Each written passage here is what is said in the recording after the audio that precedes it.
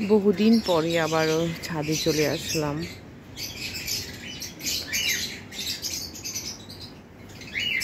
অনেক সকালে পাখির কিচিরমিচির আওয়াজে একদম ঘুম ভেঙে গিয়েছে।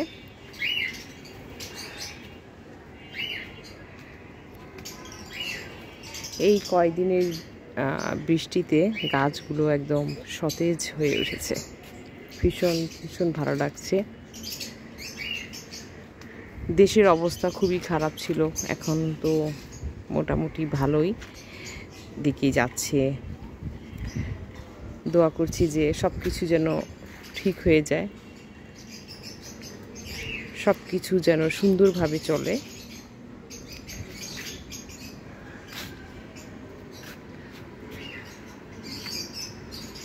এখন তো এই সরকারের কাছে আমাদের অনেক বেশি প্রত্যাশা। আমরা সবাই তাকিয়ে আছি ওনার দিকে যে সব কিছু উনি ঠিক করে দিবেন, কারণ এর মধ্যে অনেক ধ্বংসযজ্ঞ হয়েছে আমাদের দেশে, যেটা আমরা আসলে আশা করিনি, চাইনি বা ভাবতেও পারিনি। কোনো ধ্বংসযজ্ঞই আসলে আমাদের কাম্য নয় বা আমরা চাই না। জানি না কারা করেছেন এই কাজগুলো, যারা করেছেন তারা কাজটা ভালো করেনি আসলে।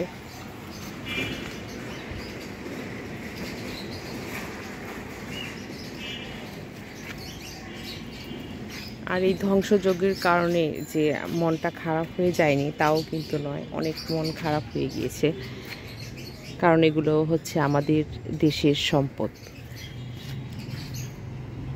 আর সেই জন্য যে মনটা আজও এই মুহূর্ত পর্যন্ত যে খারাপ নয় তা কিন্তু নয়, এখনও সেই জিনিসগুলো ভিডিও দেখলে মনটা খারাপ হয়ে যায়, বুকটা কেঁপে উঠে। কি হয়ে গেল এটা?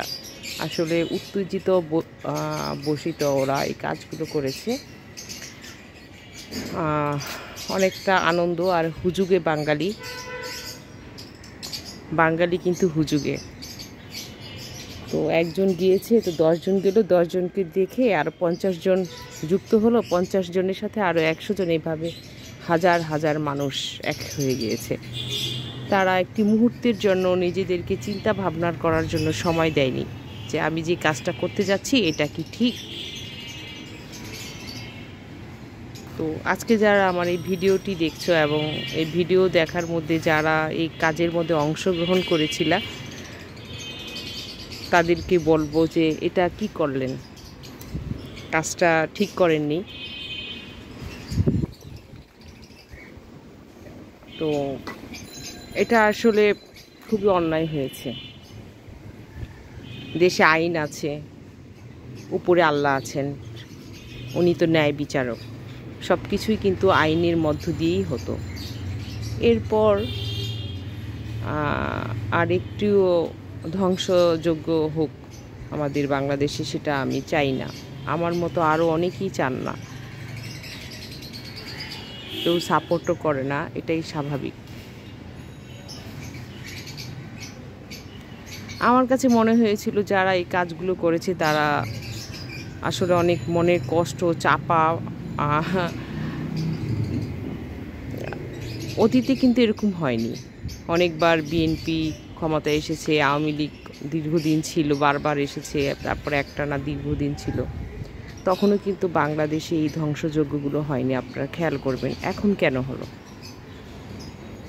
নিশ্চয়ই এটার পিছনে কোনো কারণ আছে। সেটা হচ্ছে আসলে ওরা কি বলবো, অনেক চাপা কষ্ট নিয়ে কাজটা করেছে। ভিতরে অনেক কষ্ট, ক্ষোভ জমা হতে হতে সেটা একটা সময় বিস্ফোরণ হয়ে গিয়েছে। তারপরেও বলবো যে এই ক্রোধটাকে দমন করা উচিত ছিল। আসলে আমরা বাঙালিরা কেউই ভাবতে পারিনি এমন একটা ঘটনা হঠাৎ করে ওরা ঘটিয়ে যাবে। অনেকেই বিভিন্ন ভিডিও দেখে কমেন্টসও করেছিল যে এই ধ্বংসযজ্ঞ থেকে বিরত থাকার জন্য। কে কার কথা শুনে? কেউ কারো কথা শুনিনি। দেখুন, আমরা নিজেরাই কিন্তু আমাদের দেশের সম্পদগুলোকে নষ্ট করে ফেললাম।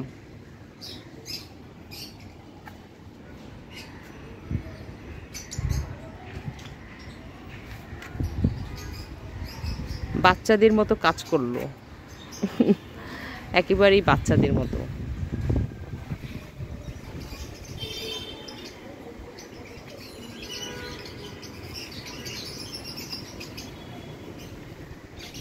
তো এই সকালে তো সুন্দর বাতাস হচ্ছে চারদিকে, ভীষণ ভালো লাগছে।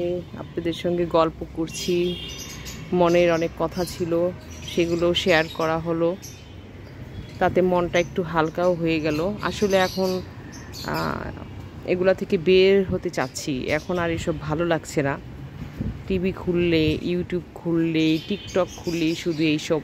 আসলে আমরা একটা শান্তিপ্রিয় দেশ চাই, আর কিছু চাই না। এগুলো দেখতে আমাদের সাধারণ মানুষদের আসলে ভালোও লাগে না। আমরা আসলে এসব আর দেখতে চাই না, মনটা খারাপ হয়ে যায়। অনেক দিন তো হলো, 1 মাসের মতো হয়ে গেল, এখন আর এগুলো দেখতে চাচ্ছি না।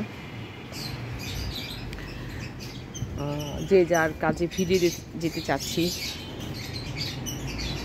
হয়তো সব কিছু ঠিক হয়ে যাবে, স্কুল কলেজ সব কিছু আগের মতো চলমান যখন হবে তখন সব কিছু ঠিক হয়ে যাবে আশা করি। তো অনেকটা সময় আপনাদের সঙ্গে কাটানো হলো, সবাই ভালো থাকবেন। এখন বিদায় নিতে হচ্ছে, সুস্থ থাকবেন, সেফ থাকবেন। আল্লাহ হাফিজ।